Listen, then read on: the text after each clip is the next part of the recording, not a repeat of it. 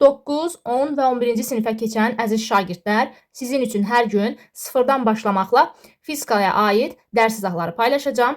Yol və yerdəyişməyə baxacağıq. Yol və yerdəyişmə anlayışlarını bilməmişdən öncə biz bilməliyik ki, trayektoriya nədir? Trayektoriya cismin hərəkət zamanı buraxdığı izdir. Baxın, məsələn, A nöqtəsində olan cisim B nöqtəsinə hərəkət etmək istəyirsə, bu zaman gördüyünüz kimi bir trayektoriyası üzrə və həmçinin iki trayektoriyası üzrə də hərəkət edə bilər. Bir trayektoriyası yarımçevrədir. Və burada biz yol və yerdəyişməni biləndə, hansı ki, yol hərəkət trayektoriyasının uzunluğudur.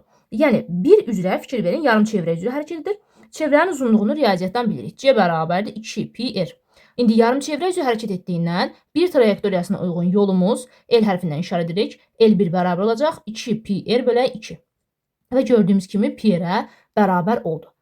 Bəs yerdəyişmə nədir? Yerdəyişmə vektorial kəmiyyətdir, hansı ki, hərəkət trayektoriyasının başlanğıc və son nöqtələrini birləşdirən istiqamətlənmiş düz xətt parçasıdır. Başlanğıc A, son B-dir. Başlanğıc və sonu birləşdirən istiqamətlənmiş düz xətt parçası gördüyümüz kimi bax buradır. Və bu da çevrənin diametridir. Onda yerdəyişmə S hərfi ilə işarə olunur və vektorial kəmiyyətdir. Deməli, artıq diametrə bərabərdir və diametr də 2 dənə radiusdan ibarətdir. Aha, bu yerdəyişməmiz oldu bir trayektoriyası üzrə. Bəs iki trayektoriyası üzrə, iki trayektoriyası fikir versəz, düz xəttdən ibarətdir. Düz xəttlər hərəkət zamanı yol və yerdəyişmə bir-birinə bərabər olur. Yəni artıq burada AB trayektoriyasında gördüyümüz kimi 2 dənə radiusdan ibarətdir diametr və deməli burada yol L2 də bərabər olacaq 2 r və yerdəyişmə də elə bərabər olacaq 2 r.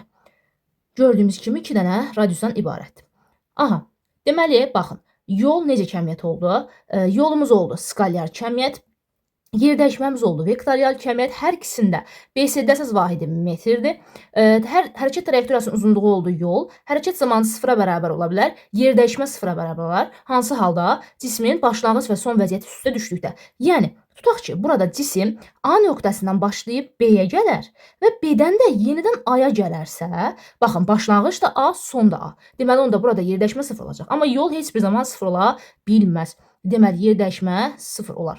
Hərəkət trayektoriyasının başlanğıc və son nöqtələrini birləşdirən istiqamətlənmiş düz xətt parçasıdır. Bu da qeyd etdik ki, yerdəyişməyə aiddir.